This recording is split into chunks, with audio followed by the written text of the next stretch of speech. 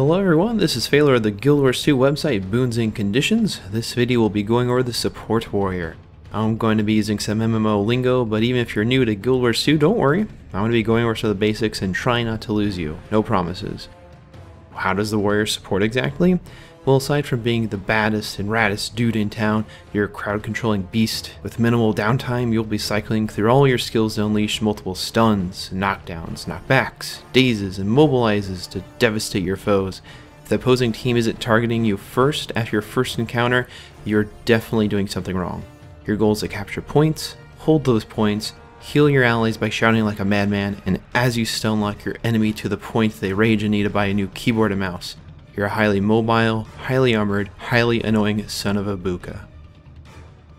Let's move over to the trait window. So it's nothing too out of the ordinary, it's another way to customize your character. I have 20 points invested in defense, 30 in tactics, and 20 in discipline. Basically, you unlock abilities, you have minors, which are passives, which are the smaller icons, and you have majors, which are the ones you get to select. So just for example, in tactics, I have 30 points invested. That means I actually get 300 vitality and 30% boon duration. You always get bonuses to 2 different attributes whenever you invest points in a trait line. To make this video a bit more to the point, I'm only going to be going over the major traits.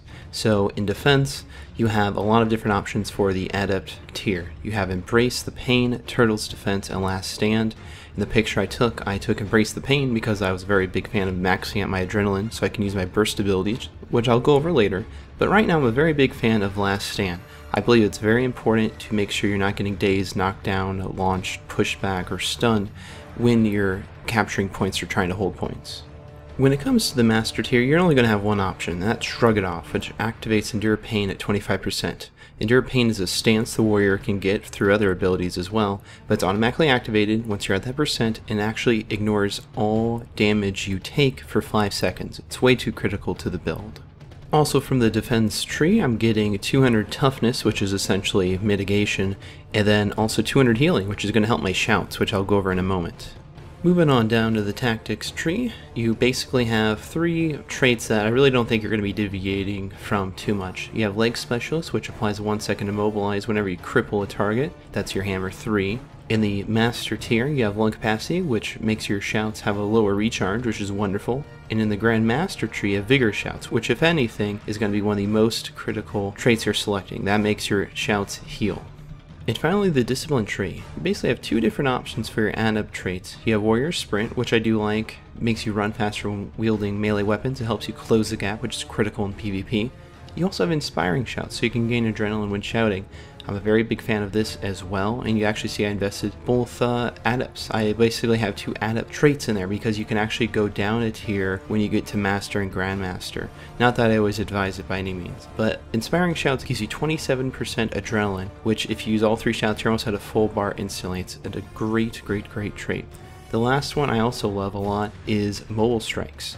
And this isn't going to work that well with the build I have, but basically your hammer burst ability, which again we'll see in a minute, is allowing you to break roots, and maybe you will go with Bull's Charge, which is your standard warrior charge like in any MMO, instead of the 3rd shout, and that way you have another way of getting out of immobilizes. It's a very strong trait, but you need to make sure it has synergy and it complements other skills. Since I'm only going to be using it through the burst skill, it's not a worthwhile investment. But let's say I use Bull's Charge instead of a 3rd shout. Since I have another ability that allows me to get out immobilizes, I would suggest it then. And before I forget, the Discipline trait line also grants 20% critical damage and also a whopping 2% to Brawn, which is warrior specific attribute, which is basically 2% to all my burst abilities. Well, let's get to the real meat of the footage. I know this is what everyone wants to see. They don't want to see boring statistics or traits. So me and my warrior friend Type over here are going to be holding this point for a tremendous amount of time. It's pretty awesome. So right now I'm trying to use my AE hammer abilities 4 and 5. I'm trying to hit the guy up top. That doesn't really work. So I'm going out in the open, trying to use my shouts, and I get my old bird. I get Mobered through the Mesmer. That's their elite skill. It's on a 1-minute cooldown. It's very strong, so you need to run the corner and not be seen when that happens. So I'm just kind of chilling there, get back in the action. I'm going to be using Earthshaker, AE Stun. Now my Hammer 4 is back, but I'm still shouting. I use 4, it's a little slow in the ball, so I'm going to be switching to my Mace and Shield. So I'm using Shield Stance, that's Shield 5.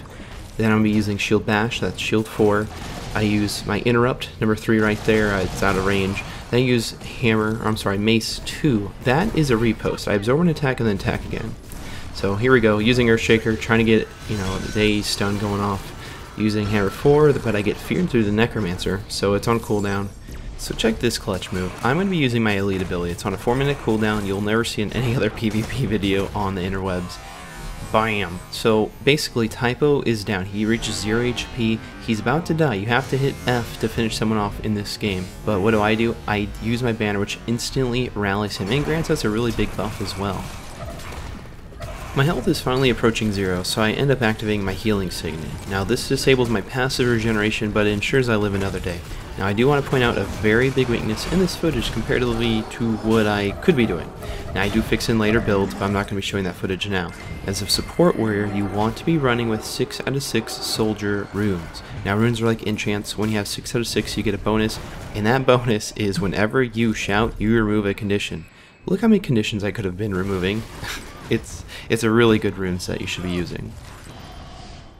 In this clip and future clips here, I'm just going to be showing some situations where I was able to lock someone down. So right here, the bulls charge me and they're about to do 100 blades, but I bash them with my shield. Why? Because I know they're a warrior and I saw they have a greatsword. Simple as that. Knowledge is power.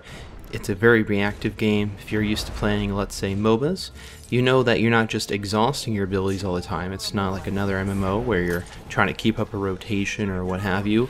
You basically need to use abilities as they come in. Now there are other builds out there, like let's say the Greatsword Warrior, where you're charging in there, you have to do everything very precise in a very certain order, and ideally you're downing your opponent within a few seconds. And those builds are like that, but the Support Warrior, no. He's reactive, you need to assist your allies, you need to figure out what lockdowns to use, what works best for whatever situation.